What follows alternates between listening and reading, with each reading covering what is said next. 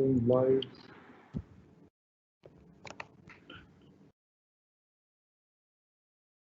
Good morning, everyone, on this webinar. Today's webinar is on judgment writing. It's a continuation from yesterday's webinar. So yesterday we had Pradeep Justice Nandaraj Yog sir for the session, and he'll be taking this session today as well. Today in this session, I have with me, Nasir Hussain Jamadar sir, who's the additional director of Jammu Maharashtra Judicial Academy. He'll be helping us during this session, and he'll be the moderator.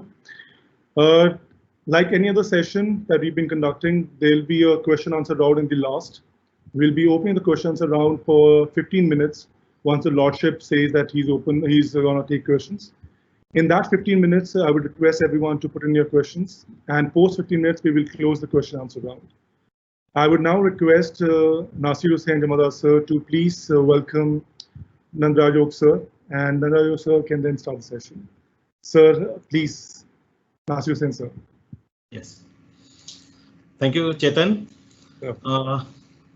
I welcome my Lord Honorable Sri Justice Pradeep Nandaraj Yog, former Chief Justice of Rajasthan High Court and Bombay High Court, on behalf of the Maharashtra Judicial Academy and the participants for today's webinar on judgment writing. Also welcome all the Honorable Lordships, Registrars, Principal District Judges, brother and sister judges, heads of the judicial academies across the country, honorable judges from Sri Lanka and Kenya. I am skipping the formal introduction as directed by His Lordship so as to give more time for today's subject. Now, without taking much time, may I request Honorable Lordship to start today's session. Please, my Lord. Good morning, everybody. The topic is a little dry, so I won't be anecdotal at all. It's judgment writing.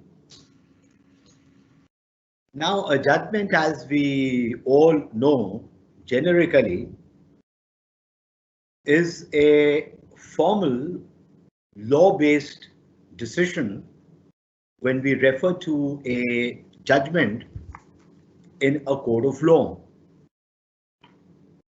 It is distinct from the mundane judgments which we take by way of judging things. We go to the market to buy cloth for a shirt. We look at various kinds of fibers, textures, and take a decision. Well, I'll go in for this colored and this cloth. It's a decision. It's a judgment. But it's a judgment personal to oneself, and society or third parties are not affected by these kinds of judgments. There would be an element of subjectivity in the kinds of judgments which we take on daily basis. But when it comes to a judicious decision, a judgment in that context, there are some parameters which require to be followed. As I've been repeatedly saying, to know a legal norm and to understand the width and the length of a legal norm as well as its height, that is to understand it in its 3 dimensions, the reason behind the legal norm needs to be understood. For only when we understand the legal norm behind, the principle behind a legal norm, the jurisprudence of the legal norm would we understand what the norm is. In that context, we would find that the jural norm governing a judgment is that it tells the litigating parties why the case was decided by a judge in the way it has been decided. The physical manifestations of these forms would be that it should show that the judge has understood the rival cases presented in the pleadings of the two parties. The judge has correctly picked up the issues of fact and of law which need to be decided. The judge has analyzed the evidence by compartmentalizing the various facets of the evidence. The judge has then determined whether a fact was proved or not proved. The judge has considered whether a fact which is proved was relevant, and if relevant, what would be the weightage to be given to the relevant fact found to be proved. Then has he compartmentalized and bundled all the pros and cons of the facts which tend to probabilize an event, facts which tend to deprobabilize an event, and then extracted from this molten liquid the concentrate from which the crystals which finally the judge takes out. All this can be put in an extremely simple sentence which would bring out the three facets of a judgment. The simple sentence is, these facts viewed in the context of this law lead to this conclusion. As simple as that. So the three elements are, first, these facts. Second element, viewed in the context of this law. Third, lead to the conclusion. So see, if we reduce something to its concentrated level, we find that it becomes extremely easy to understand.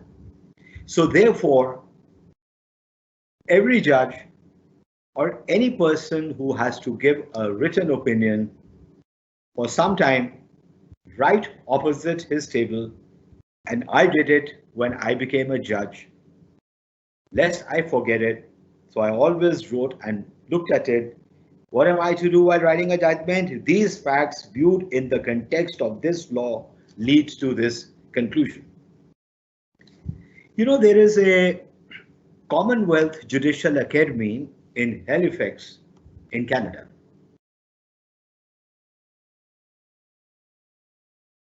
They have been conducting training courses for justices through law professors in the art of judgment writing. And I have a printout of a dialogue which a judge had with a professor of law who had specialized into the art of judgment writing. The judge read the judgment delivered by this judge, and next day morning had a dialogue with him when everybody was having breakfast together. The professor told the judge that I had trouble figuring out what was the case till I reached the 15th page of your judgment. So the judge looked at the professor and said, "Yes, professor, I can see that. Well, to tell you the truth, even I never knew what was an issue till I dictated my judgment till the 15th page." So that was a very, very frank admission. And regretfully, most of us also fall in that category. Now, the structure of a judgment, as I said, is in three parts broadly with subheads. These facts, viewed in the context of this law, lead to this conclusion. Now, let's pick on these facts. Now, when we refer to these facts, they have to be the facts in dispute which emerge from the pleadings of the parties. So the first part of the judgment is, what is the rival case presented in the plaint, written statement, replication, and so on? Here, I would like to posit a comment. Never pick up a plaint and start dictating the plaintiff's case, followed by picking up the written statement by presenting the defendant's case. This would require us to understand that all pleadings do not form a homogeneous, uniform class. Pleadings fall in four distinct categories, and unfortunately what I am noticing is that large number of lawyers and large number of judges do not keep into account that pleadings can fall in four categories. Like this. The plaint is an assertion of a claim by the plaintiff. The response to this assertion of claim by the plaintiff by the defendant can be category 1, a general traverse. He denies every fact pleaded in the plaint and thereby makes an issue of every fact. This written statement to the plaint does not require any replication. Why? Because the defendant has made a general traverse. He's denied every assertion made in the plaint. It doesn't need a replication because the replication would be nothing but a reiteration of the plaint. So dear brother and sister judges, start controlling your judgment writing at the stage when the pleadings are being made. If the written statement is a general traverse, stop the pleadings there and then. Second kind of pleading could be where the defendant makes a special traverse. What is that special traverse? The special traverse would be, just a moment, I think the link has gone. Can you hear me? So we can hear you. I thought the link is gone. Okay, sorry. From my side, the screen went off blank. Right. Oh. So in the second category of the pleadings would be that the defendant makes a special traverse. What does a special traverse means? Certain facts and assertions in the plaint he admits. Certain assertions of fact in the plaint he denies. So the distinction between the general traverse and the special traverse is that in the special traverse, he makes an issue of some of the facts. In a general traverse, he makes an issue of all the facts. So such kind of a written statement also does not require a replication. Third, he makes a plea of demur. What is a plea of demur? He doesn't traverse any fact pleaded in the plaint. He simply says, take all these facts as true. Still in law, the plaintiff is not entitled to a decree. This written statement also does not require any replication because the defendant has not made a traverse of any fact. He's admitted all the facts. The difference in these three kinds of pleadings would be that in the first kind of case and the second kind of case where there is a general traverse and a special traverse, the fact at which the parties are at variance, that is the fact in issue, emerges there and then.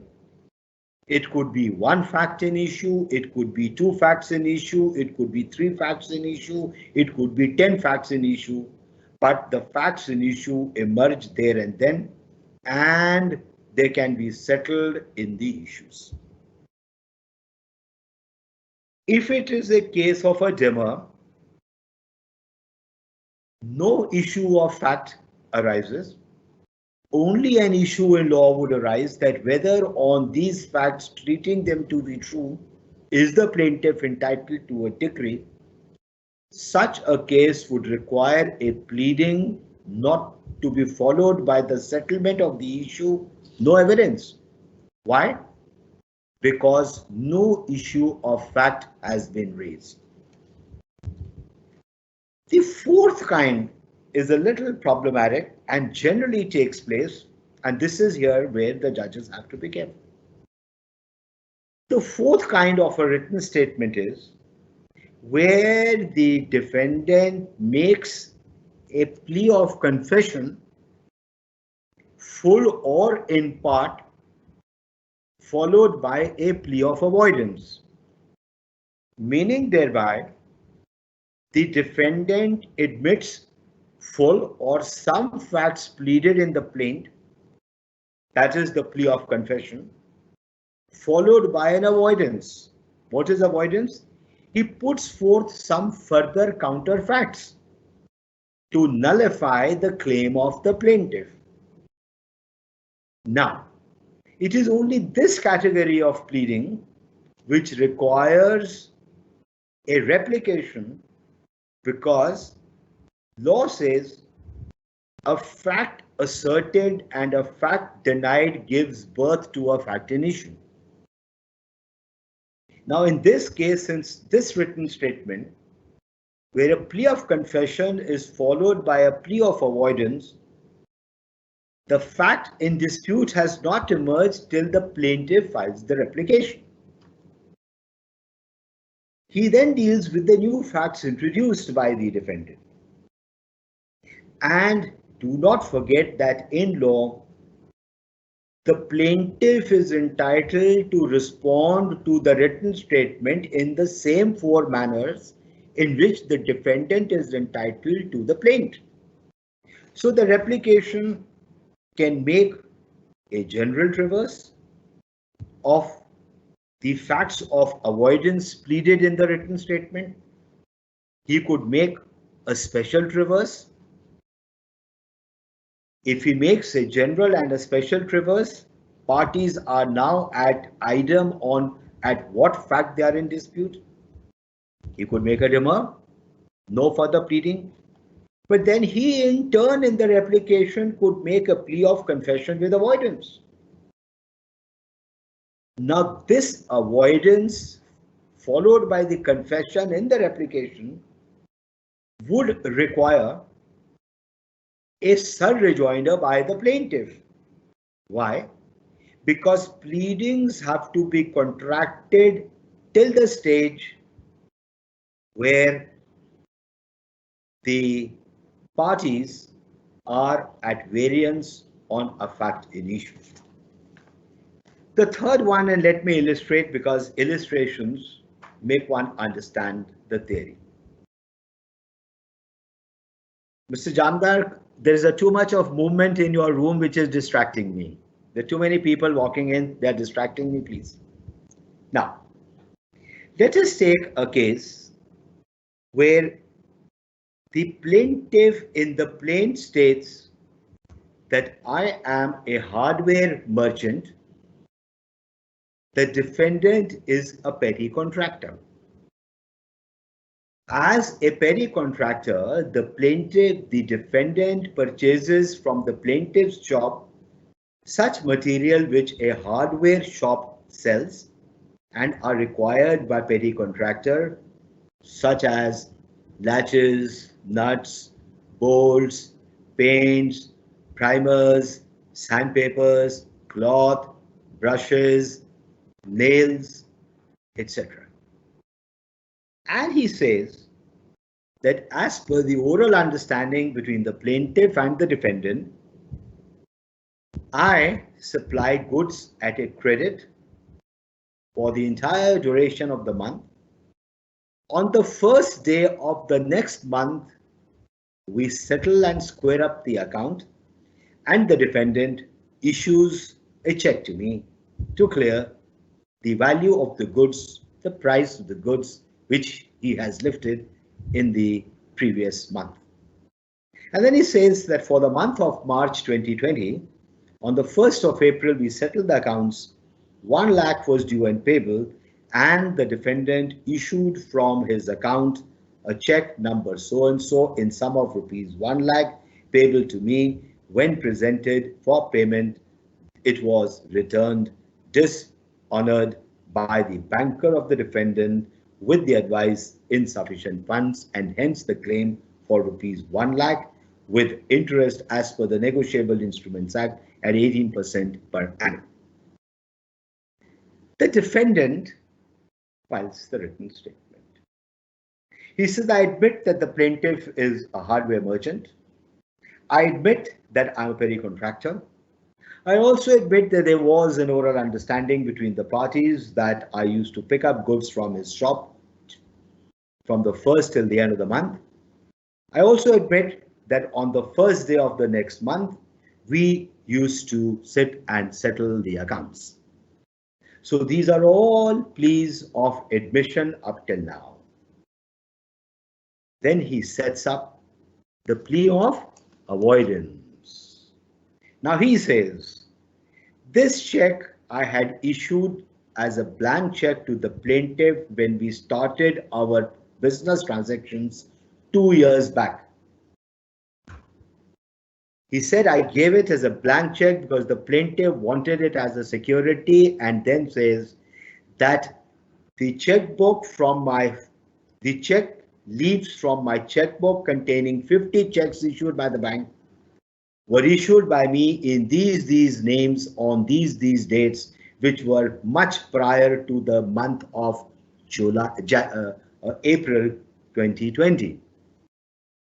Then he says that in the month of March, the plaintiff had told me to do painting and polishing work in his house.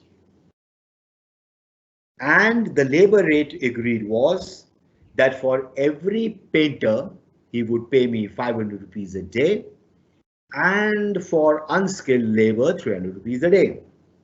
I had deputed 3 painters and 6 unskilled labor to his house, and the work took full 20 days. Then he says that the material which I had picked up from the plaintiff's shop to be consumed in the plaintiff's house, to my shock, was entered by the plaintiff in the account maintained by him of delivery of goods to me for my use. So I told the plaintiff that, look, this material, though I picked up from you, I had used it in your house. So you can't bill me for this. Then he says that during the course of the work, certain woodwork had to be executed because the ply of certain doors had become rotten. So I bought some plywood and I used that. And then he says that while settling the accounts, 2 disputes arose. One, every material which the plaintiff had given to me, he put it to my account. 40% of the material was not to my account because I used it in the plaintiff's house. And secondly, he said, while issuing the money to the check to him, I said, please settle your account with me for the wood which I purchased and for the labor cost. And the plaintiff started raising all kinds of issues, and I therefore never issued the check in question to him. We have yet to settle the accounts, and he calls upon the court to the plaintiff to render the accounts so that they can settle the accounts. Now, this kind of a written statement on the pleas of avoidance would require the plaintiff to respond. Now, let's take the response of the plaintiff in the replication. He admits that the defendant had executed certain works in this house, but says that I have not accounted for that material which I issued to the defendant because I knew that that material was to my account.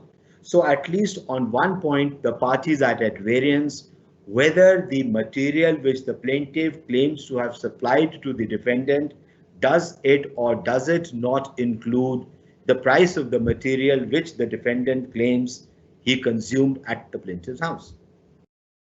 The plaintiff now in the replication also admits that the defendant had executed some woodwork, but says that I will not pay him for the woodwork because it was very shoddily executed. I had to rip off the entire plywood and I had to get the work redone. Now, having admitted that the defendant executed some woodwork using his own wood in his house, he sets up the plea of avoidance, that it was shoddy work.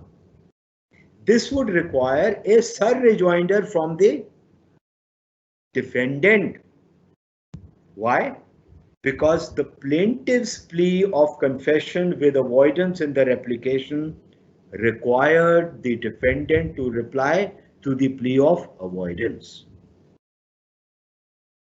Having understood this, what is the relevance of this in judgment writing? You cannot start, if somebody were to start writing a judgment in this case by saying case of the plaintiff, he starts picking up on the plaint, case of the defendant, then he will be floundering, because the case of the parties have emerged in the plaint, followed by the written statement, followed by the replication, followed by the sur-rejoinder, followed by the response to the sur-rejoinder. 5 pleadings settled. So please, the first thing you do, don't start narrating the pleadings in the plaint as they are. Don't start reciting the pleadings in the written statement and the replication as they are. Put them in the basket. Sieve them. As Lord Denning said, 80% of the pleadings are nothing but the riff-raff by the lawyers. And Lord Denning is an acclaimed judge for precise judgment writing. So if I would use the native expression, the Guru Dronacharya, the Bhisham Pitama of the art of judgment writing, cautions us, remove the riff-raff of the lawyers in the pleadings. Secondly, look at the pleadings and understand which of the 4 nature of the pleadings are we dealing with.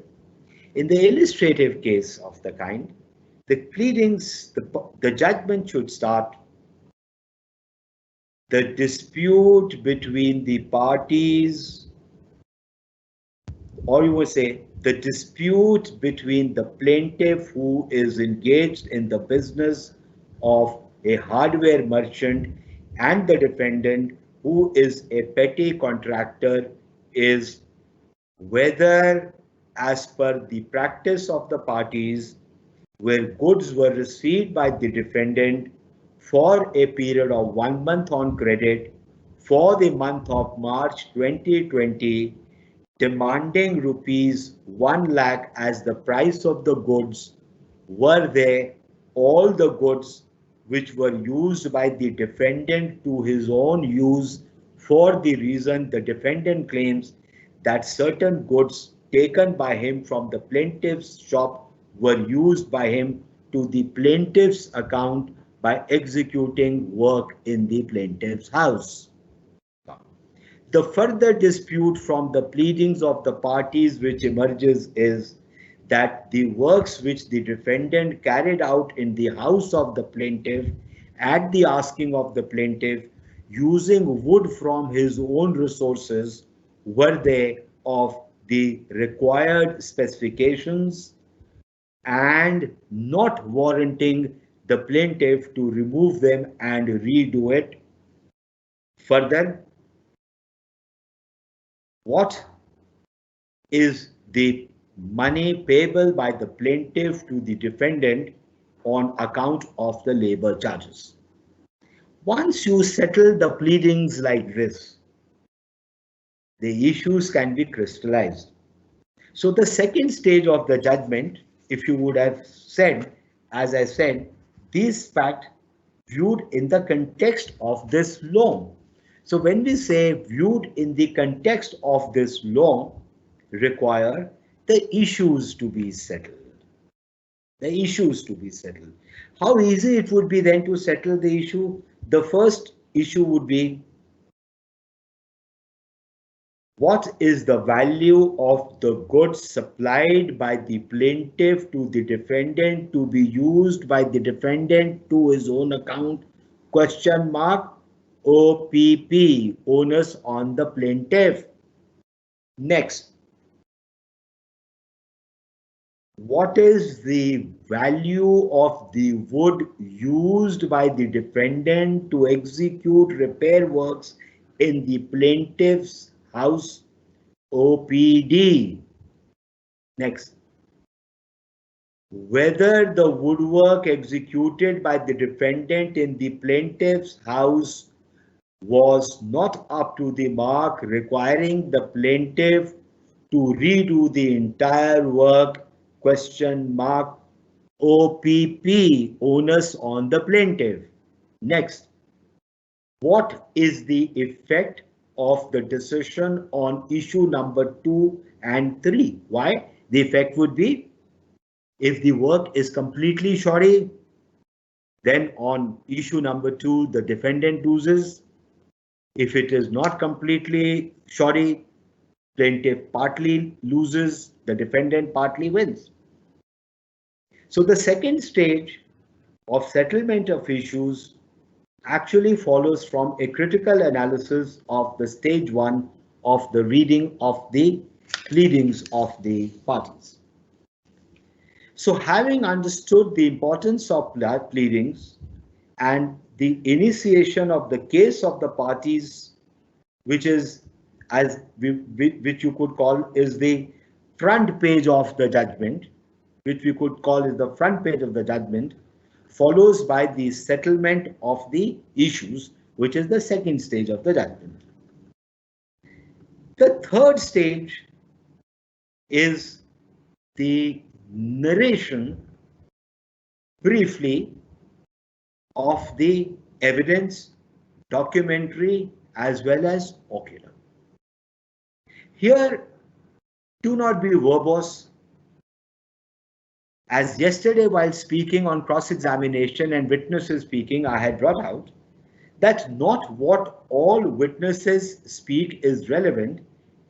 It is only which damages the case of the other side which is relevant. So while narrating the deposition of the witnesses, be brief. Look at what is the nature of the evidence which probabilizes or deprobabilizes the existence of the fact. Only narrate that. Brief transcript of the documentary evidence, narrate that.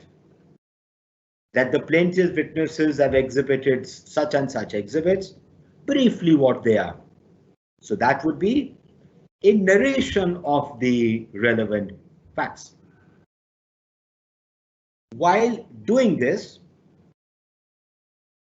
you could at this stage intermingle what normally I find is a distinct part of the judgment, which unfortunately renders a judgment a little prolix.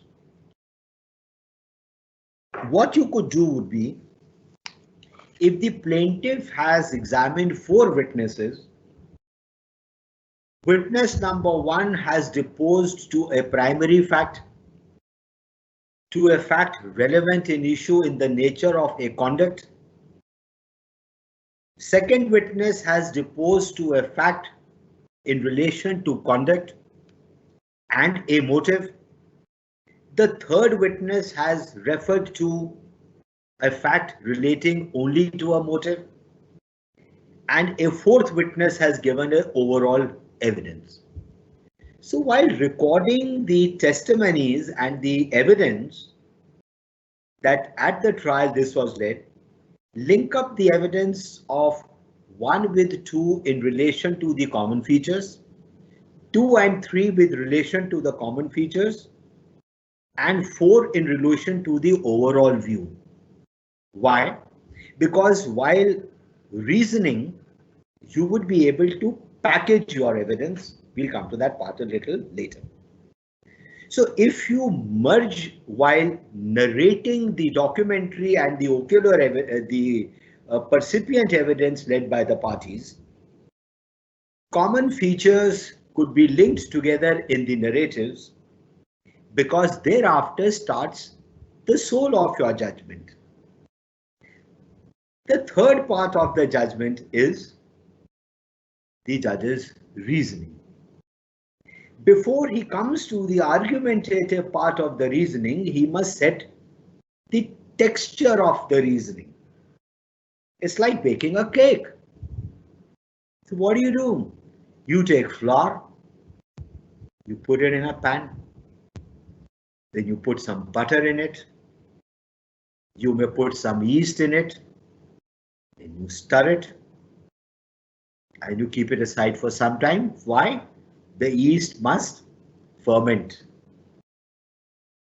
Then you take, if you have to caramelize your cake, you take your pan and then you say you put your sugar and then you burn it a little, only till it turns golden brown or deep brown, depending on what level of caramelization you want. Then you put it on the side. So you have to make it a cream cake. Then you start whipping the cream. And you put your cream on the other side. And if you have to garnish it with some fresh fruits, then you cut your fruits and put them aside. Then after an hour, 1.5 hours, depending upon the recipe, you take the baking dish. Again, you put some butter. And if you have to caramelize your cake at the bottom, then what do? You caramelize it in the baking dish itself. So similarly, judgment is also like baking a cake. So comes the next part of the judgment, where you start analyzing the evidence. In this analysis of the evidence, what are you to do? You are supposed to package, as I said in the earlier part of my talk, different facets of the evidence relating to the same relevant issue. Meaning thereby, 2 witnesses have spoken of a motive, so you would refer to them together. So he may be PW2, the second may be PW16. Do not narrate PW1 said this, PW2, PW3, PW4, package. PW2 deposed about the motive saying this. PW16 also deposed of the motive saying this. At a civil trial, suppose it is an issue relating to delivery of goods. PW1, who is the transporter, deposed that he received a call from the plaintiff on such and such date, informing that please send a truck for delivery of the goods to the defendant's place at such and such. PW4 is the driver who's deposed that he was engaged as a driver by the plaintiff by PW1, and on such and such date he was instructed by PW1 to go to the plaintiff's factory informing that some goods have to be delivered. Then he says, I am a literate driver. He gave to me the office copy of the goods receipts. When I went there, I noted them in the so the quantity of the goods which were delivered to me, and I took it and delivered the goods. So see, PW1 and PW4 are correlated and interrelated witnesses. So at this stage, you start analyzing the relevance of the facts and the weightage. Because this would be the material on the basis of which you would author and pen in your judgment the conclusions you draw on the facts. Well, it is easy to note the facts which are relevant, which probabilize or which reprobabilize a fact in issue. It is also easy to note whether a relevant fact asserted has been proved or not proved. And for this, your guidance would be from the law of evidence. The first part from section 1 to 55 will guide you as to what are relevant facts. Section 56 to 100 would guide you on a proof of a fact. So if you land up with a dispute whether a fact has been proved, you could take guidance from section 56 to 100. And then 101 deal with production and effect. So in the judgment writing, the first part, whether a fact is relevant or not, you have got good guidance. Whether the fact is proved or not, you got good guidance. But the problem comes while reasoning the production and effect. Why? Because you have to write whether this evidence probabilizes or deprobabilizes a fact in issue. Now, what should be the degree of conviction required to be objectively stated to arrive at the conclusion? That is where the real problem lies. The judges indeed find it very difficult, and it indeed is a difficult task, that what should be the degree of conviction required to be objectively stated. Keep that. That subjectivity which is in your head has to be reflected objectively to arrive at the conclusion. Why do you believe this witness? Why are you not believing this witness? How can you do it objectively? With reference to past statements and conducts of witnesses, there may be slight variances in what they depose in court. So train yourself to look at the legal language used by courts. What are the legal language used by courts? Is this an improvement? And if it is, don't rest it at that. Is it a material improvement? So record it like that. Write truthfully. Yes, there is an improvement in the testimony of the witness vis-a-vis what he said earlier. But for this reason, it is not a material improvement. If it is a material improvement, is it fatal? Every material improvement would not be fatal. So you are judges. You have these tools in appreciation of evidence and statements. And don't leave it at that. Follow the logical statement. The witness is confronted with his previous statement. We find that there is an improvement. But this improvement is of a natural improvement. The reason being, witnesses don't know what to tell. They don't know what is relevant. The investigating officer at stage 1, while recording his 161 statement, was satisfied with some very brief statements made by him. But the prosecutor asked him questions in a little bit more detail. So he only amplified what he had said earlier. So amplification is not an improvement, much less a material improvement. Now, what would be a material improvement? The witness has said in his 161 statement that I was standing at the bus stop and there was a tea stall 50 meters away. An altercation took place at the tea stall and I saw A beating B. But while deposing in court, you were to say, after doing my job in the city, I was returning to my village, and as I got down from the bus on the main road, it was around 7:30 and the month happened to be December, and we all know at 7:30 in December it is dark. I thought, let me have a cup of tea, and then he says, I saw this fight, and now he introduces, in the light of a lamp in the shop or in the light of the street pole, I could see. But this witness, who had assisted the investigating officer in preparing the site plan has no lamp.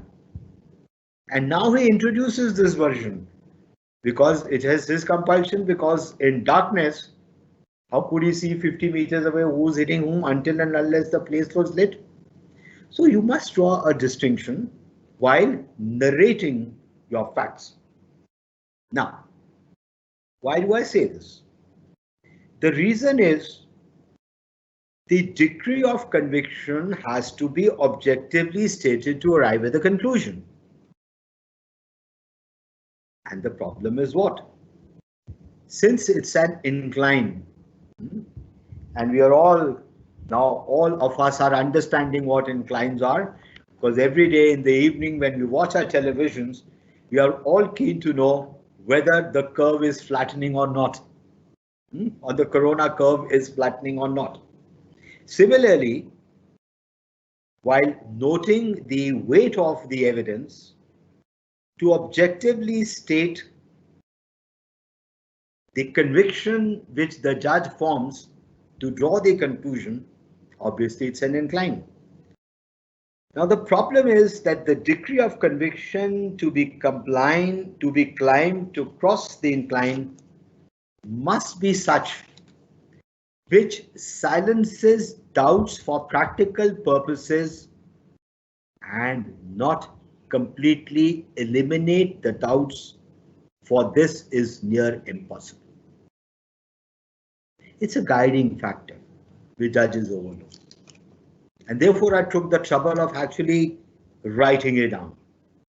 And I repeat once again, what is the linkage? The discussion of the evidence, the noting of the evidence in the judgment, we are talking of judgment writing. So when the judge is narrating the evidence, before he starts reasoning with the evidence, he must write it in a packaged manner, because while discussing, he must get a hyperlink to objectively state the reasons for the conviction for the conclusion. Then, since the degree of conviction is an incline, and there would be an element of subjectivity to say that now the incline has crossed over, do not labor to completely eliminate all doubts, because then your judgment will go circuitous, and at some stage you will land up disjunctive, and you would use what kinds of expressions? Be that as it may. You see it in large number of judgments authored by High Court judges, even by Supreme Court judges. They write some facts, they discuss it and say, be that as it may. Well, what do you mean, be that as it may? It's such a vague phrase. Never use be that as it may.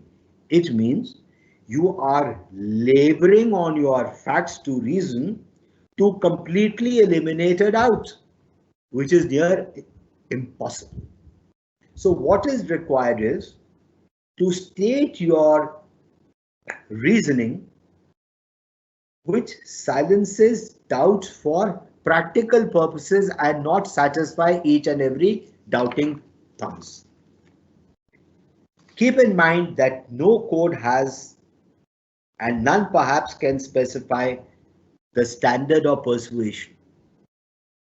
Therefore, the weight of the relevant evidence must be brought out to bring home the point. What point? More likely than not. It must bring out more likely than not. While analyzing what actually happened on a particular occasion, how do you do that? You have to compare the coherence of the particularistic evidence with the various causal theories which emerge. The more particularist the listing of the evidence, the greater the fit. But one has to be careful and avoid attributing a causal relationship based on spurious correlations. Now, maybe a little confusing to you, but I can make it simple. Let's take an example. If it is proved that every day, exactly 1 hour after A boards the bus from the bus stand near his house, B also boards the bus from the same bus stand to go to his office. Somebody would say, what is the causal connection? The causal connection is that 1 hour after A leaves the bus stand to go to his office, B leaves the same bus stand to go to his office. Now let's understand. There is no causal connection between A leaving and B leaving 1 hour after. The causal connection would be the office timing of A and the distance from the bus stop to A's office and the distance of B's office from the bus stand and the timing of B's office. If A's office starts at 10 and the journey time is 1 hour, so A will leave at 9. B's office is starting at 10:30 and is half the distance of the office of A. So therefore B leaves after 1 hour. So the misleading causal connection of B leaving because A leave is not there. The causal connection is the office timing of the two and the distance of their office from the bus stand. So keep that in mind. This is where the heart of your judgment is there. We are at the topic of judgment writing and not analysis and appreciation of evidence. So I bring you right back to judgment writing. So after you've written the versions of the two parties in the manner which I said, followed by listing of the issues which you have to decide. Third is the recording of the ocular and the documentary evidence. Don't be like a parrot, PW1, PW2, PW3, PW4, this document, package it. Package it. If similar facets of evidence have been deposed to by two witnesses, put them together. Put a witness, if witnesses may be overlapping, at least that kind of craftsmanship you have. Then comes the next stage of the judgment, which is extremely crucial, where the judge starts giving his reasoning. Then he starts analyzing. From the evidence, he sieves out that this is the package of the relevant evidence of motive, of conduct, of preparation, of conspiracy. This is the relevant evidence of recovery. These are the contradictions where recoveries are becoming doubtful. These are the contradictions where motives are becoming doubtful. So he must be fair. He must record the positive side. He must also record the analysis of the deprobabilize the negative side, and then state his conclusion on the facts. Immediately followed by the law. For example, in a criminal trial, the accused who has been charged for murder, the evidence through the testimony of the witnesses is emerging that it was upon the spur of the moment. So after recording the evidence, not simply that A attacked B and hit him, he must also record that it happened at the spur of the moment without any premeditation, and then he must say that the law attracted. Now I have to look at my section 299. I have to look at my section 300. I have to also look at the explanations to my section 300. I have to look at my section 304 as well. Yes, every manslaughter is not murder. It could be murder is culpable homicide amounting to murder, culpable homicide not amounting to murder. So he must record that. And then, since it is without a premeditation, he says this is culpable homicide in the application of the law. So the fourth limb of the judgment is the law which gets attracted. He said the law which gets attracted is the exception to and the explanation under section 300 of the Penal Code that this is culpable homicide not amounting to murder. And he has to further reason whether it is punishable under the first part of 304 or the second part of 304. Then he would say, what is the difference in the two? If it is with the knowledge that the death would ensue, then it is 304 part 2. If it was with the intention to so and so, then it would fall under 304 part 1. So kindly see that while narrating the facts, it has to be followed by which law gets attracted. Say, let's take a civil trial.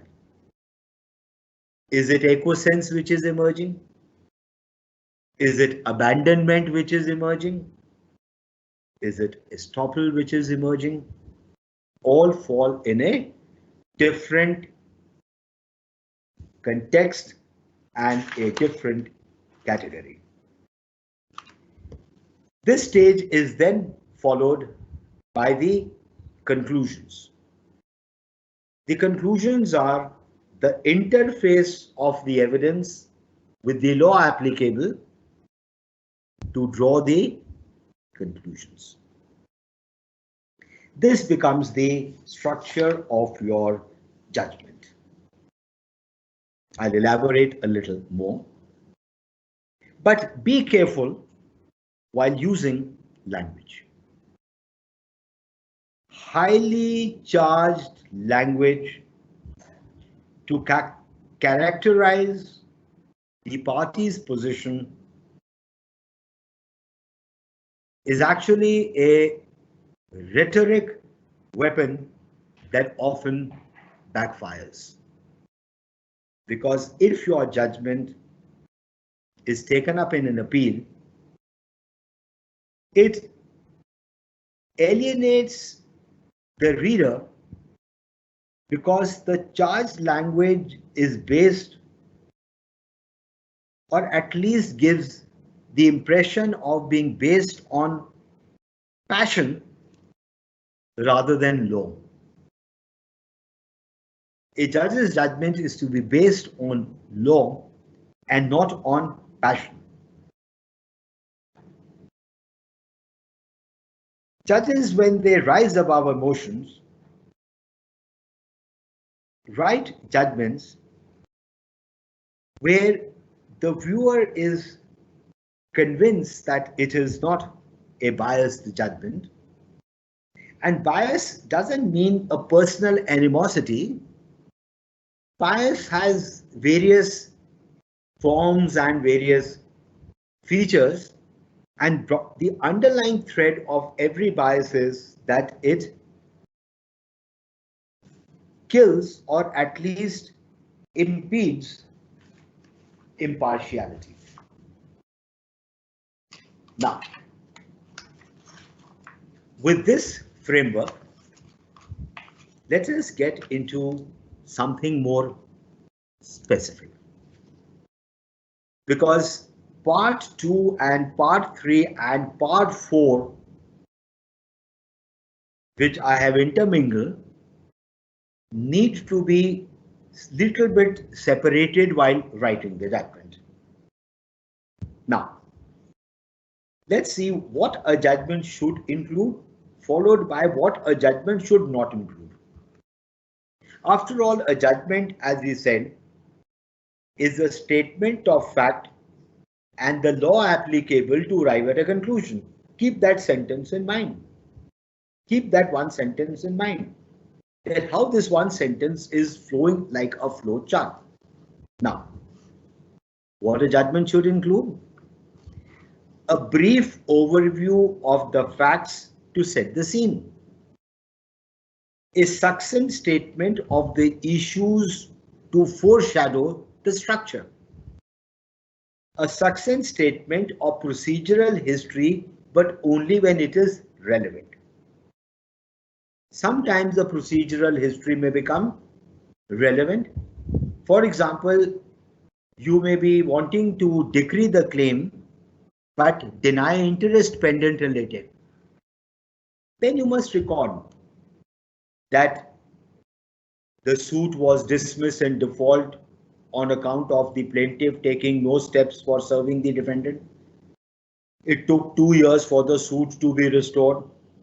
Then the plaintiff took so many adjournments to lead his evidence. The defendant did not take any adjournment to lead his evidence, but for cross-examining the defendant's evidence. So that brief history only recorded if it is relevant and you are going to use it for some purpose to deny a particular kind of a claim, which in otherwise in law may be a sustainable claim. And this is important. An impartial statement of the losing party's position on each issue. We tend to give judgment to support the claim of a party. But the general trend world over is reason why the losing party has been declared to be the loser. So a clear impartial statement of the losing party's position, meaning thereby a judgment should not be why A wins. A judgment should be more styled why B loses. The approach should be that. Then a clear statement of the flaw in the losing party's position on each issue. Next, anything that influences the ruling. Anything which influences you, because that must be stated. Anything the losing or disappointed party reasonably thinks ought to have influenced the ruling. Anything about which an interested reader, including a tribunal, might reasonably be curious. Anything that, if omitted, would create an opportunity for an appeal. Evidence supporting findings on material facts. reference to any law, standard or fact upon which the judgment is based. What should the judgment leave out? Dates and details on which nothing turns. Extensive quoting of statutes and precedents that can be paraphrased. Patches of law that have no bearing on the case at hand. Repeated information. Tedious narration of the hearing. These have to be excluded. Why? Why is it so? Because there are certain basic principles which govern a judgment. What are those? First, clarity. Second, honesty to the cause of justice. Meaning thereby, in clarity, it means you have to read your material first. The pleadings, the evidence, there must be clarity. Honesty to the cause of judgment. Many a times we find a judge finds that if I have to decree the claim, I have to labor a lot. That's a hard work. But dismissing it is easy. So because a lot of riffraff I don't have to do. So it has to be honesty to the cause of justice. Courage. Why courage? Because a judge must write the order fearlessly, keeping in mind decency and decorum, without being browbeaten or overawed by the overzealous arguments advanced before him. Don't be scared that my judgment will go up in appeal. Have courage. Hard work I have already pointed out. And last is free from obstinacy and bias.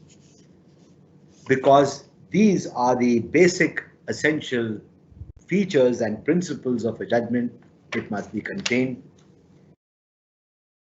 Do not use words, the meanings of which you don't know. It is called malpropism. Avoid malpropism. Do not use a word till you do not exactly know the meaning of the word. Just 5 more minutes. The distinction of in criminal and civil cases also must be kept in mind. In a civil case, there are pleadings. In a criminal case, there are no pleadings. In a civil case, you refer to the pleadings of both parties to extract the issues, but in a criminal judgment, you do not extract the issues, but you specify the offense for which the accused is charged of. And if you are convicting, you have to specify the offense for which you are convicting the accused. And with this backdrop, you would have found my webinar a little dry today. It had to be because the subject was a little dry, but I have tried to bring out the outflow. I have a PPT with respect to this. I would be forwarding that PPT to the Maharashtra Judicial Academy and with a request that they could share it with the other judicial academies as well. And I think it is time to throw open now for some questions. Thank you. Thank you so much, sir. Sir, I would now request Nasir Hussain Jamadar sir to please ask questions that have already been received in the question answer round. Yeah. And sir can answer those questions. Yes. So, thank you, Chetan. My lord, we have received a few questions. Yes. So I will start putting the questions, my lord. Mm-hmm. The first question is, when section 354 of the Criminal Procedure Code provides that the judgment shall contain points for determination, the decision thereon, and the reasons. So, whether decision shall be followed by reasons or reasons shall be followed by decision. Now let us understand. A decision is in a larger thing. When we talk of a decision, we mean the judgment. So I think I've already answered it. The person who's putting the question wanted to say that the conclusion, obviously the conclusion has to follow the reasons. You can't have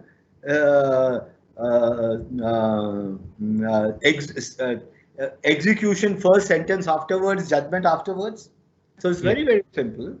Reasons, conclusions must follow the reasons. Yes, Lordship. Yes, Lordship. So I will take the next question, my lord.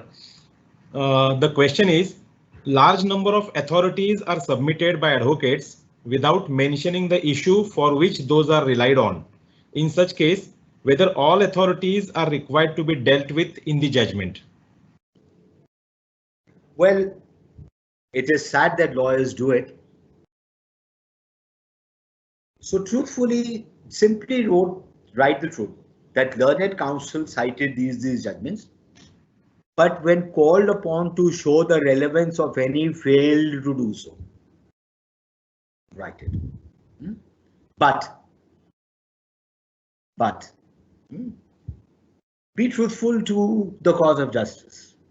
Be truthful to the cause of justice.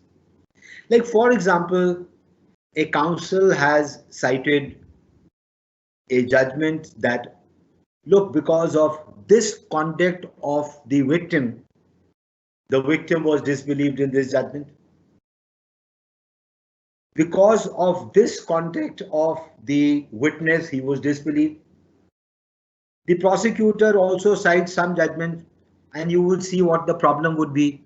In every judgment would see different people react in different ways in different circumstances. So neither becomes a precedent for the other. So just recall, learned counsel cited these judgments, and the principle of law is that depending upon a circumstance, different people react in a different way. And what I have to test is whether the person has reacted rationally. Now, let me give one illustration of a very interesting case with which I had dealt with. It was the rape case. It happened like this, that a medical intern student who had left her institution and had to cross a slightly secluded area of South Delhi where there were ruins was accosted by 4 people, and at the point of a knife she was raped. Immediately after she was raped, she went back to her hostel. She met her friend. Her friend said, "What happened? You look very disabled." She said, "I've been raped."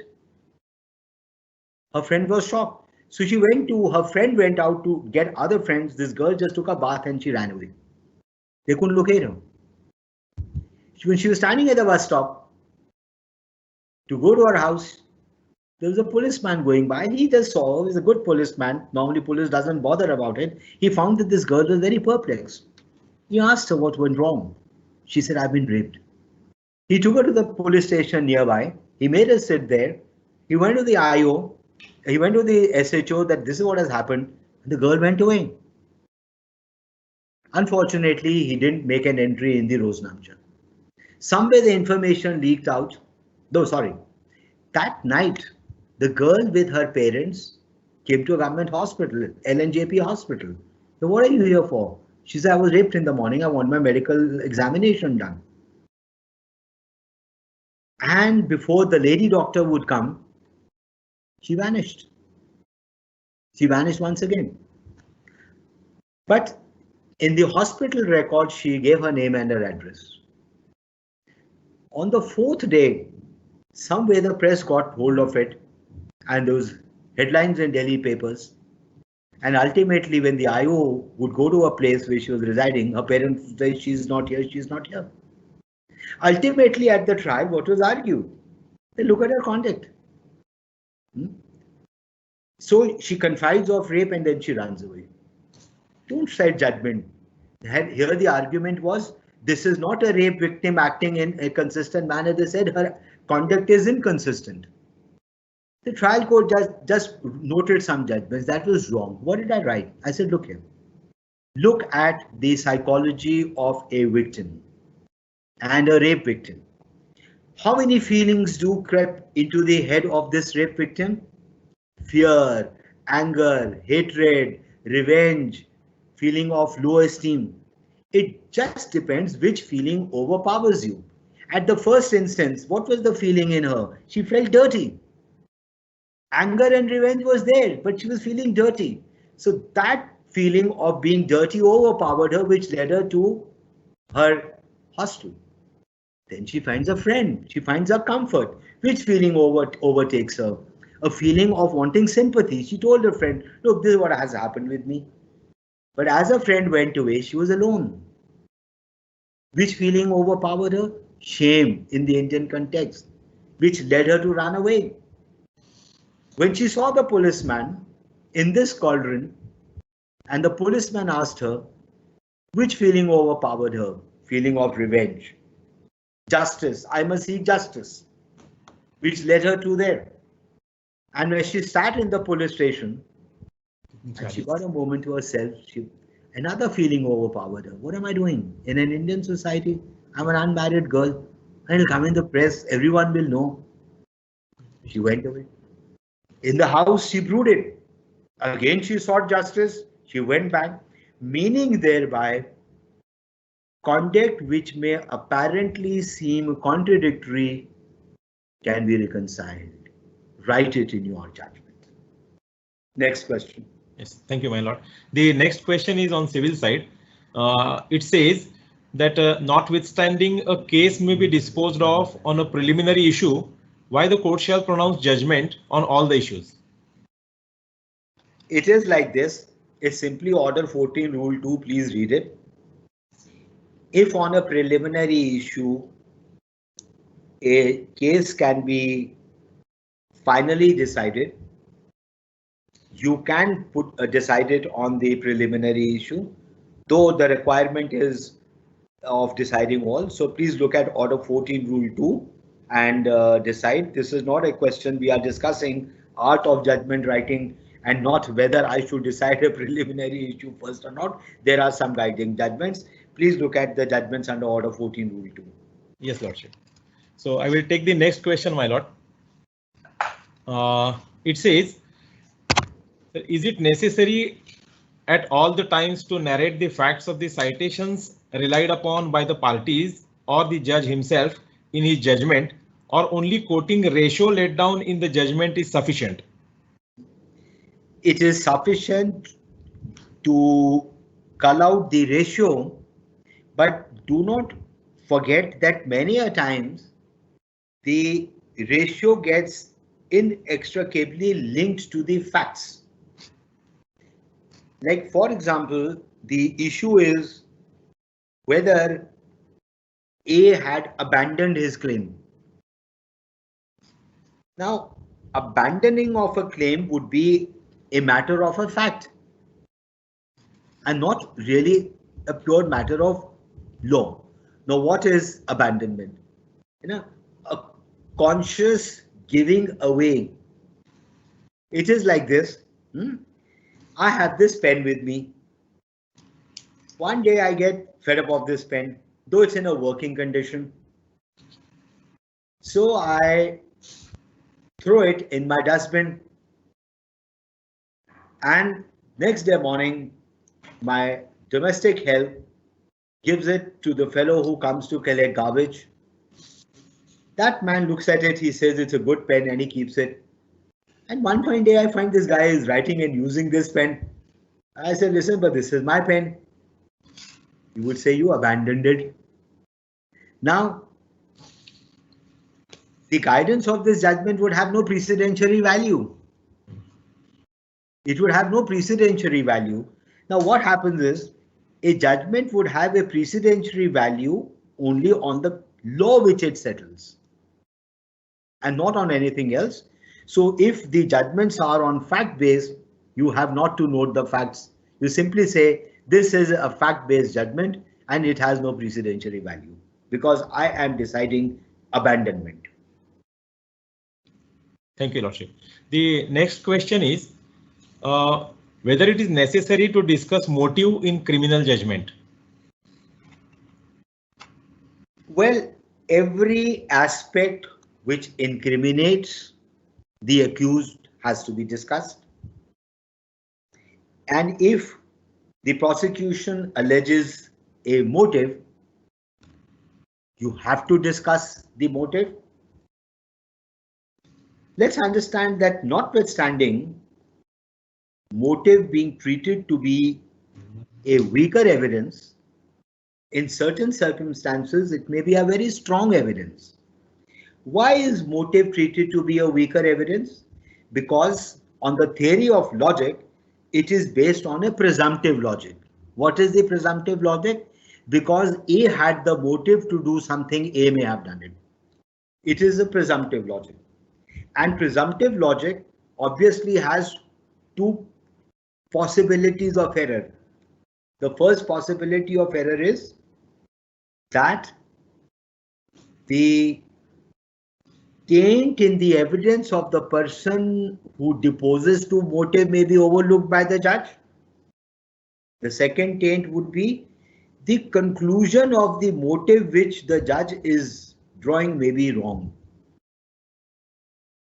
As distinct from a direct evidence, in a direct evidence, it has only one error. The judge may be wrong in believing the witness, or the judge may be wrong in disbelieving the witness. But if you believe a direct evidence witness, then the judge has to draw no further inferences because he says, I believe the witness. He draws no further inference. So coming back to your question, the answer is if motive is there, you have to discuss it, and because it has relevance. Thank you, Lordship. Now I'll put the next question. Is it necessary to hear both parties before commencement of trial once again on issues to see if they have been properly framed or needs to be reframed? It is like this, that you would see many a times that at the trial, parties give up some positions which they originally took. So in such a case, while hearing arguments, you tell the lawyer that, look, this issue got settled because this stand you took. But now while arguing, you are not taking this stand. So this issue becomes a non-issue. I will record that you never argued, or this issue you argued in this facet, or in evidence it has emerged in this facet. Therefore, I will reframe the issue. This takes place in a court of law during arguments and is reflected in the judgment. So a separate exercise of reframing the issues, resettling the issues need not be resorted to, but honestly reflect it in your judgments. Yes, thank you, Lordship. The next question is, what is meant by and what is the importance of marshalling of evidence? Marshalling of evidence means simply this. The troops are all called for the morning parade, and the parade has to start at 11 when the company commander reaches the flag at the dais where he takes the salute. So all the troops have assembled and they are loitering around. The company commander, like the marshal, he says, fall in line. Everybody gets up and they start arranging themselves in 3 straight lines. All of them have been told what their positions are. This is called marshalling of evidence. That the witnesses have deposed. Let us give an example. Witness 1 has deposed to the motive of the crime. He has also deposed to last seeing the victim in the presence of the accused. He is also a witness to a recovery of something from the house of the accused. The second witness is only a witness to a motive. The third is a witness to the last scene. The fourth is a witness to the recovery. The fifth is a witness that I saw all of them going towards the field. So they're all lying stewed over in the field. So while marshalling, you say the witness, so the judgment would be from the evidence on record and the case of the prosecution, the court has to determine whether the prosecution has established that the accused had a motive to kill the accused on account of the accused harboring a feeling in his mind that the accused harasses his sister. That is the motive. No direct evidence of anyone stabbing the victim by the accused has been seen, but there is a witness of a last scene. The recovery relates to the weapon of offense and some letters and messages exchanged between the sister of the accused and the deceased. So this material, which is the exchange of letters between the accused and the sister, between the deceased and the sister of the accused, of the witness will relate to motive, the other would relate to the weapon of offense. So marshalling means every strand, every log which would be used ultimately to craft the bridge has to be put in the sequence. That is marshalling. Yes, you have to marshal the evidence. Yes. Thank you, Lordship. The next question is how to appreciate the judgment which is not cited by the advocate but important to court. How to appreciate the judgment which is not cited by the advocate. Okay. So yes, some lawyer has not cited a judgment, but that is within the judge's knowledge. Two things. If it was in his knowledge when the arguments were taking place, and he is culling out a legal principle to be used against one party, fairness demands that he could tell the lawyer that, look, Mr. Counsel, there is one judgment against you. Because many a times a small little fact here or there shifts the applicability of the judgment. But if it has emerged, no point to put it for re-arguments, then you simply use it, though not cited, but the actual principle of law is laid down in this judgment with this clarity, no harm. Do it. Judges do it. Yes, Lordship. The next question is, can we use Latin maxims in the judgments? The latest trend is write judgments in the parlance of what the common man understands. Don't try and make your judgment too flowery, but yes, Latin maxims can be used because they lay down some principles of law. But after using the Latin maxim, also narrate its actual meaning in a layman's language and how it applies. Yes. My lord, the next question is it necessary to defer hearing on the sentence to a different date when a conviction is recorded against an accused under section 302 of Indian Penal Code, or it should be done on the same day and the sentence can be pronounced? Look, in a case of murder, the judge can only do one of the two things: sentence him to death or sentence him to life. If he finds it's a case of an ordinary murder,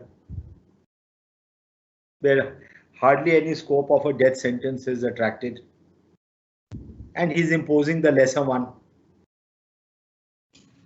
then no harm. But if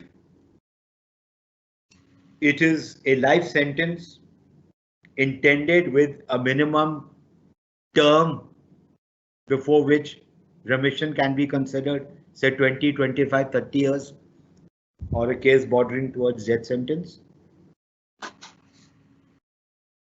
It must be deferred for different considerations then come into play.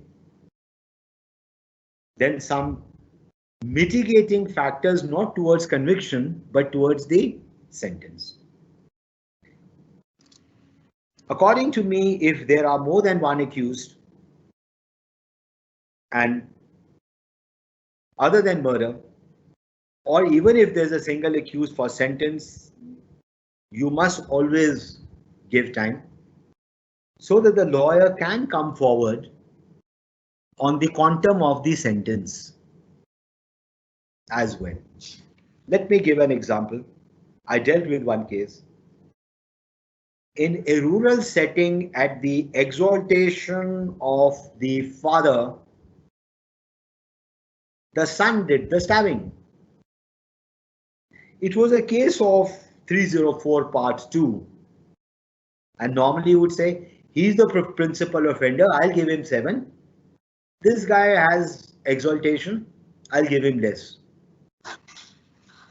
But in a rural setting, if the son did not respond to the exaltation of his father, he would have been condemned in the society. So the graver role was of the exalter and lesser of the son, which the lawyer could bring out in his arguments. So it would be always advisable that even if it is a case where the judge in 302 wants to give a life sentence, no harm, as they said, justice should not only be done, but should be manifestly seem to be done. And right to hearing has been incorporated in our system, though the effect of the hearing may be nil, but denial of a natural justice is a wrong in itself. I would advise all judges in criminal matters to defer a sentence and give a date for hearing arguments on sentence. Thank you, my lord. One related question there too. How to draw a balance sheet of mitigating and aggravating circumstances while imposing death penalty after recording conviction? I have tried to make a balance sheet, as a balance sheet is actually to be done in one of the judgments authored by me in the Delhi High Court. And there are at least 20 mitigating and 20 non-mitigating circumstances. I do not recollect them offhand, but if you, I think the judgment would be any time between the year 2000 and around 9 to 2011. So if you could access the Delhi High Court website, you just feed in my name. I have listed out, I've attempted to say a balance sheet, because what had happened was the Supreme Court repeatedly had been saying balance sheet, balance sheet, balance sheet, balance sheet, but then how to make the balance sheet. So I looked at some judgments where I said this was considered mitigating, this was considered mitigating. So I noted the judgments and I drew the debit and the credit side of it. Yes, Lordship. This is related to the earlier question. So at that stage, means at the stage of considering these mitigating and aggravating circumstances, is it necessary for the accused to put in his written submissions on the point of sentence, and his examination by the court is necessary? No, not at all. So I will put a next question. Is it required of a trial court to reproduce the evidence or translation thereof, if not recorded in English, of the witnesses in the judgment? No, you see, as I said, you broadly, you narrate their testimony in your judgment.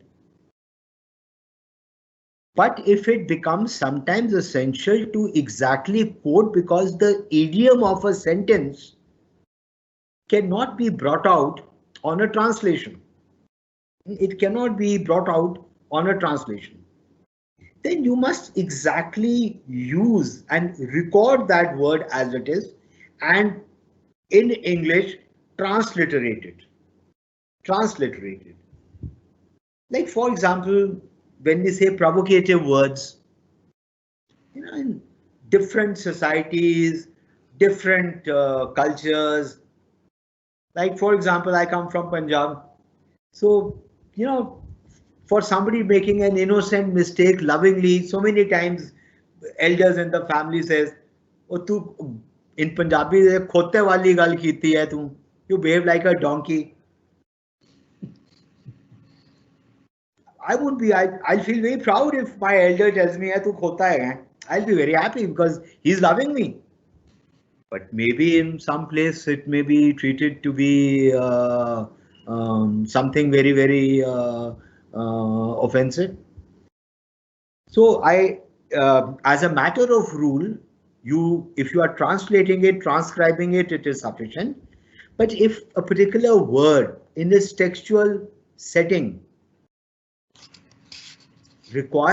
assumes importance, then it should be recorded and it should be penned down, extracted, cut, copied and pasted. Yes, Lordship. Thank you, Lordship. The next question is, can a criminal judgment dictated in open court and not signed can be recalled and substituted with another one with the consent of public prosecutor and defense counsel? Whether it is criminal or civil, till a judge has not signed a judgment, it ceases to be a judgment. After you have dictated the judgment, and while correcting the judgment, you find that while narrating the judgment, you have reproduced a fact little incoherently, and you pick up your file to read that testimony, to state that fact in a very coherent manner, and then you suddenly realize that the immediate preceding two sentences or the immediate succeeding two sentences were overlooked by you. And they have a totally different bearing. Though rarely, I've also done it. Then you fix your case in the cause list under the caption of for directions, call the parties and tell them that look, and record in the order that last evening I had dictated it, but while correcting it, I looked at it, this is what has emerged, and I am putting it for further arguments. Follow the procedure of transparency. That is why I had, while talking about judgments,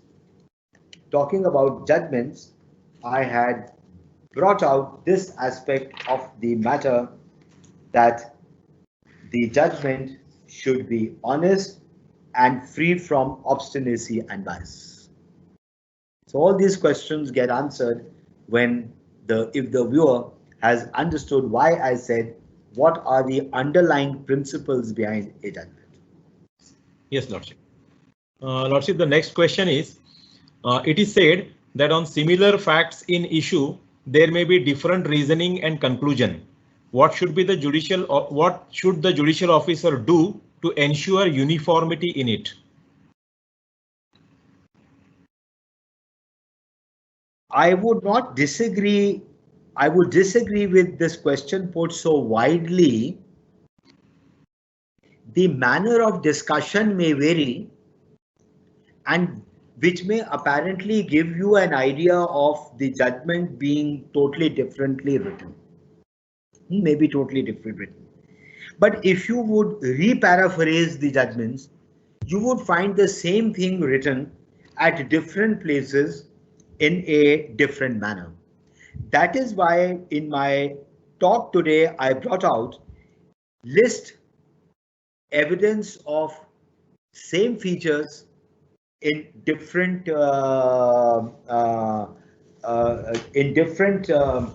compartments, and in fact the phraseology used in the judgment writing skills at the Judicial Academy at Halifax is what they use the word, but I didn't use it because I thought that this is aggressive language.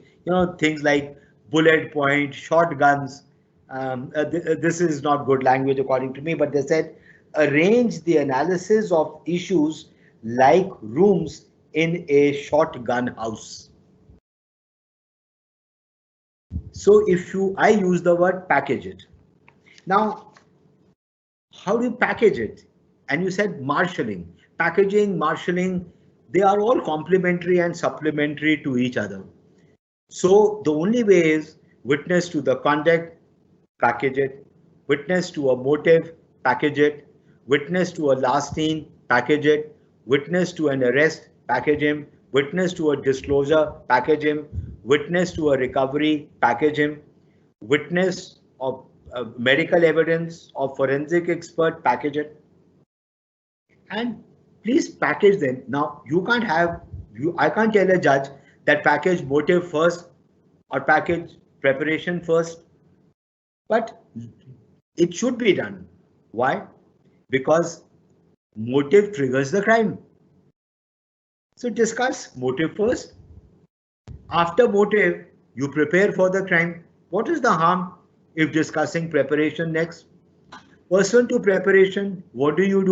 You go to the place where you have to commit the crime. So witnesses of last scene, witnesses of running away, witnesses of that, put them. Then comes arrest.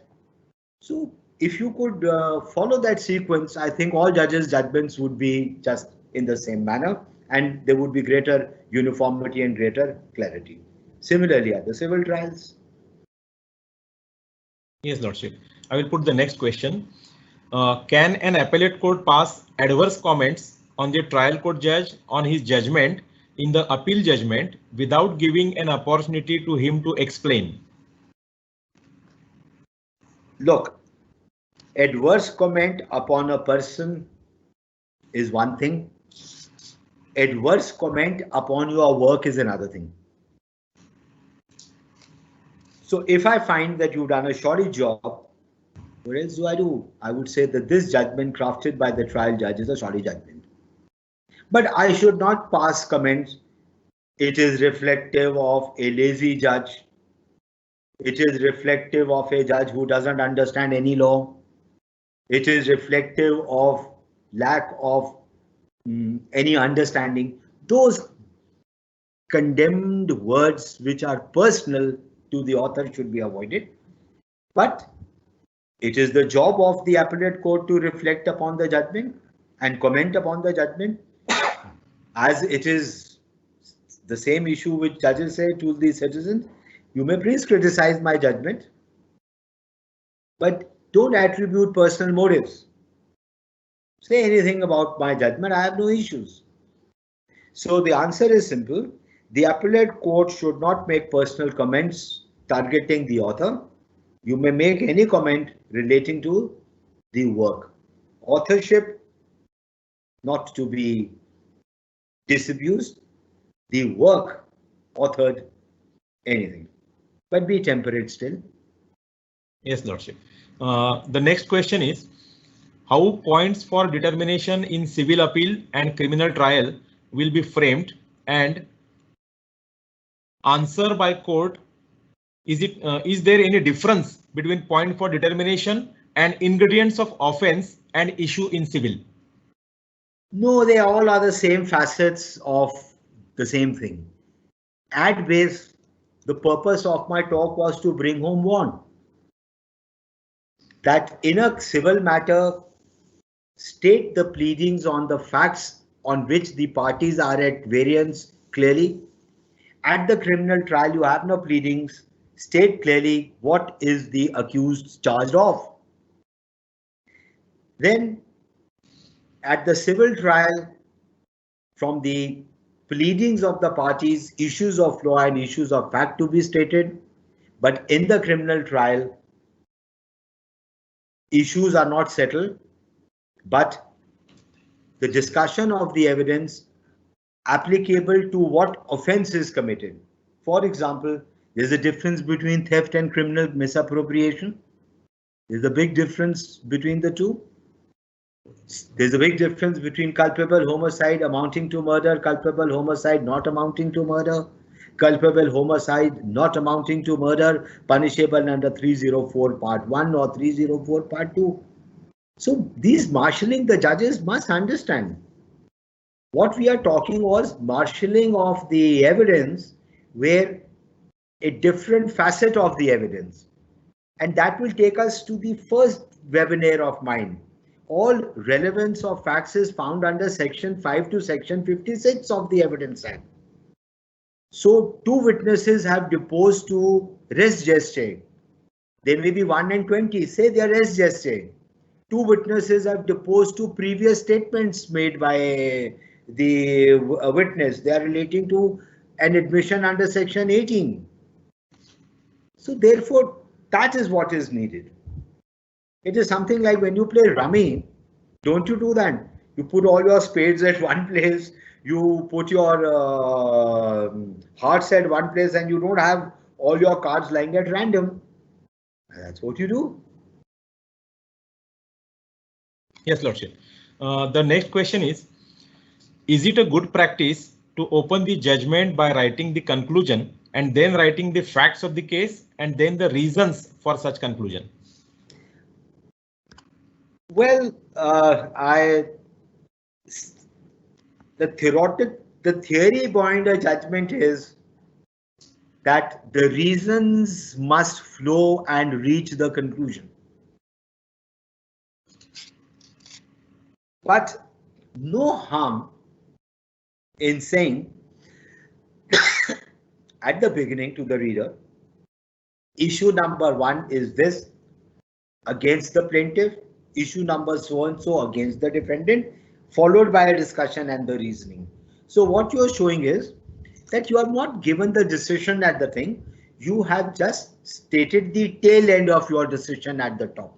No harm in doing it, but well, it is inconsequential according to me, irrelevant, whether you do it or you don't do it. Thank you, Lordship. The next question is related to case under section 138 of the Negotiable Instruments Act.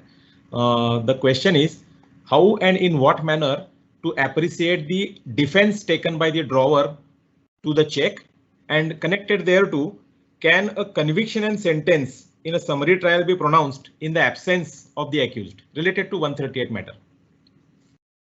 Now relating to, we are discussing judgment writing, so I would only answer this question on the judgment writing part of it, and not the viewers must also train their mind that what are they to learn today and have they learned today. When people ask questions outside the topic of discussion, the person who's speaking gets the impression that the viewer is not alive. Now, it is very simple that law says that a check issued will be presumed to be for consideration. So the plaintiff, the person who has lodged the complaint, that is the complainant, has the advantage of the presumption in his favor. That's all. Now, every evidence which dispels this presumption on the defense taken. So the task of the judge is very simple, that has this presumption in favor of the complainant being repelled from the evidence on record, which is led by the defendant to waive the presumption. And then in what manner, it's not possible, because wide and varied defenses can be taken. I can take a defense like this, that look, I am a businessman, I'm a small businessman, I have to go out from my office many times to do this purchase, that purchase, go and get the goods released from the railway authorities. I have to go to the tax authorities, sales tax authorities, I have to go to the income tax authorities, I have to visit the municipalities for so many works. And therefore, I always keep 2 or 3 checks signed blank in my office, and I entrust it to my peon and say that I issue a check once every 3-4 days. And then you say that, oh, one fine day when I opened, I realized one of my check was missing. And the defense evidence is that you have lodged a police complaint, and which is preceding the date on which the check has been issued by you. This is good evidence. that it got stolen, and then they say that I have cross-examined the complainant. What did I issue the check for? He says it was for a friendly loan. Where is the loan? I asked him, have you shown it in your books of accounts? I haven't shown it in my books of account.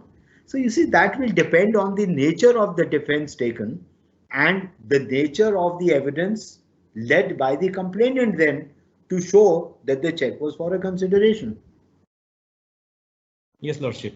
Almost all the questions my Lord has covered in the address as well as in question answers session. So the question answer session would end here. Thank you. So let me allow me my Lord to express the words of gratitude. So here we have come to an end of today's webinar. Honorable Lordship has highlighted on the form of judgment and the essential requirements thereof, both for civil side and criminal side. A clear message from Lordship to not to narrate pleading as it is. Lordship has also guided us on how to frame issues and how to show onus thereof and how to appreciate the evidence.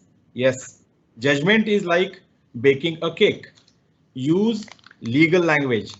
Reasoning is the heart of the judgment. What Lordship emphasizes is that the conclusion must be connected to your reasoning. What a judgment should and should not include, that has also been mentioned by the Honorable Lordship.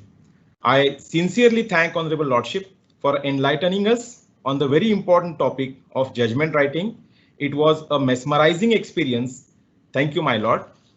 I also express my sincere thanks to the Honorable the Chief Justice, Bombay High Court, Chairman and Patron-in-Chief of the Maharashtra Judicial Academy, Honorable Director of the Maharashtra Judicial Academy, Honorable Lordships, Ladyships attending the webinar, Honorable Judges from Sri Lanka and Kenya, Honorable Registrar General, Registrars and Judicial Officers of the Registry, Bombay High Court and other High Courts, Honorable Principal Judges, my brother and sister judges from all over India and my colleagues in the Maharashtra Judicial Academy, our master trainers and the support staff who helped the officers in joining the webinar, the judges who raised the questions, and the SCC online team, Shri Suman Malik, Shri Sanjay Kapoor, and my co-host Shri Chetan Singh for providing this platform and making these webinars a continuous success.